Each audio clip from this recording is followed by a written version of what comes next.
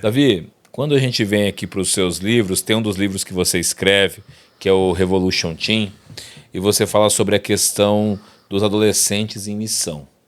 Adolescentes no campo missionário, como anda esse envolvimento de adolescentes ainda em missões? Isso tem acontecido hoje em dia? Como anda isso? É muito interessante, porque a gente teve uma experiência de um adolescente que queria vir para a missão quando nós fizemos um projeto para a região mais pobre na época, que era o Sahel africano. Então, e esse adolescente tinha 16 para 17 anos. E a gente falou, não podemos receber, não tem condições, porque para sair, 18 anos, aquela coisa toda, responsabilidade. Mas nós vimos o interesse dos adolescentes. E até na época, a gente estudou um pouco, chamava Janela 414, que a 85% das conversões acontecia nessa faixa etária na América do Norte. Então, se pensasse em evangelismo, tinha que pensar na janela 414, porque o número de conversões. E aí, a gente começando a estudar e vendo o interesse de adolescentes, nós começamos a pensar sobre isso. E eu estava fazendo mestrado lá no SEM e eu comecei a estudar sobre esse assunto. E a gente vê um exemplo, Maria tinha 14 anos quando foi de Jesus. 14 anos. 14 anos. E aí, quando a gente olha na história, o maior avivamento, chamado os Irmãos Moráveis, você teve a oportunidade lá em Hernut. Então, o maior avivamento da história da igreja, que durou 126 anos de oração. Interessante, começou com uma menina de 12 anos, Susana Kuhn.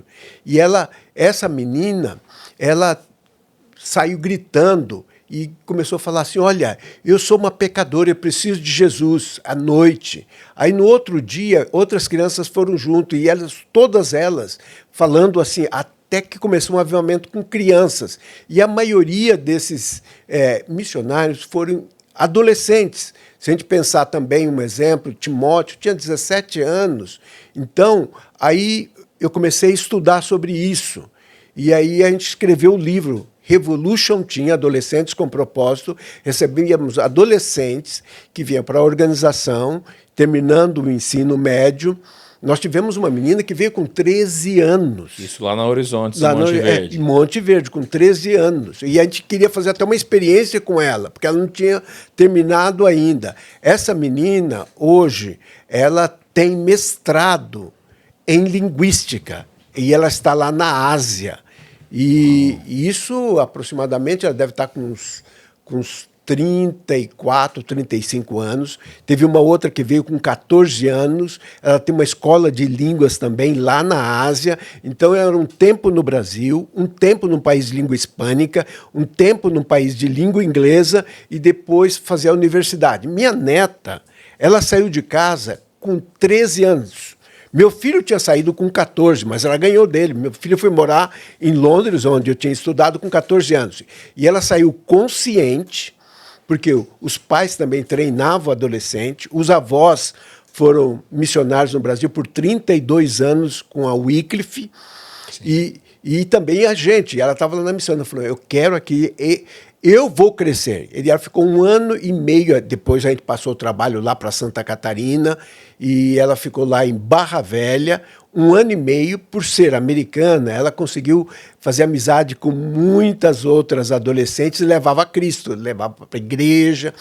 E depois, de 1 ano e meio, ela aprendeu espanhol, tinha aprendido português no Brasil, aí foi para Nova Zelândia, lá ela teve uma assessoria de alguém que dava um curso das partes mais difíceis da Bíblia, que chama Deeper Bible, e estudava também, morava com coreanos. Interessante, morando com coreanos.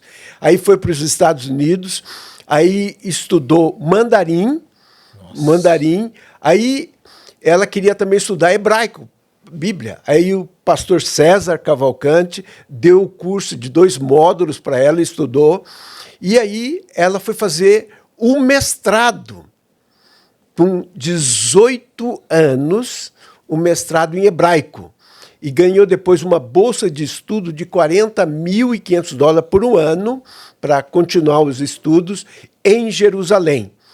Aí Ela foi com 18 anos para lá. Todo mundo olhava para ela e ficava admirado. Por quê? A maioria dos tradutores, consultores, já estavam nos seus 35, 40 anos. E era uma adolescente. E depois disso, ela teve a oportunidade de ser oradora de agradecimento na formatura. Em hebraico. Em hebraico. Ela falando em hebraico e com tradução em línguas de sinais e em inglês. E depois disso, eles viram o conhecimento dela e deram uma bolsa de estudo para ela fazer línguas de sinais em hebraico. Uau. E aí orientaram ela para se especializar em línguas de sinais. Então ela está estudando agora línguas de sinais em português, que o pessoal chama de Libras, e ela veio participar no estágio dela aqui no Brasil, nesse mês de maio, na primeira tradução do livro de Jonas na língua de sinais. E aí o próximo vai ser o livro de Ruth e ela vai estar vindo aqui. E ela também já foi convidada, porque a escola lá já não está tendo esse curso, a universidade lá em Jerusalém, por causa da guerra, para ser professora. Então ela está nessa experiência e casou com um coreano. Então ela está totalmente multicultural. Multicultural, na 9ª língua. Quer dizer, nós não acreditamos nos adolescentes. Então, o livro que eu escrevi, um exemplo, Adolescentes com Propósito, Revolution Teen, é um impacto.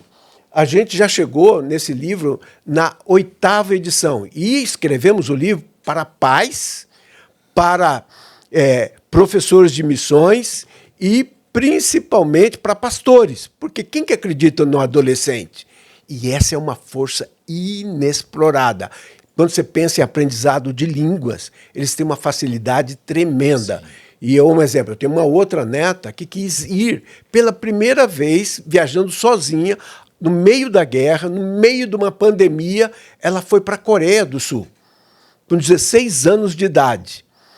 E é interessante que eles têm um potencial extraordinário que é inexplorado. E Santa Catarina está dando continuidade nesse projeto de adolescentes e a gente está sempre falando desse potencial inexplorado.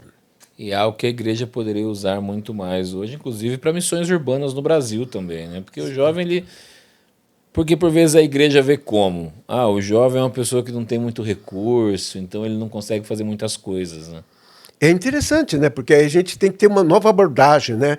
Porque imagina hoje, quem não tem conhecimento e tal, mas fazer um exemplo, uma incursão nos países latinos, aqui um mês de férias, onde ele pode estar evangelizando, aprendendo o espanhol, já um treinamento anterior, e preparando versos bíblicos, cânticos, depois eles irem para lá. Quando eles voltam com fogo.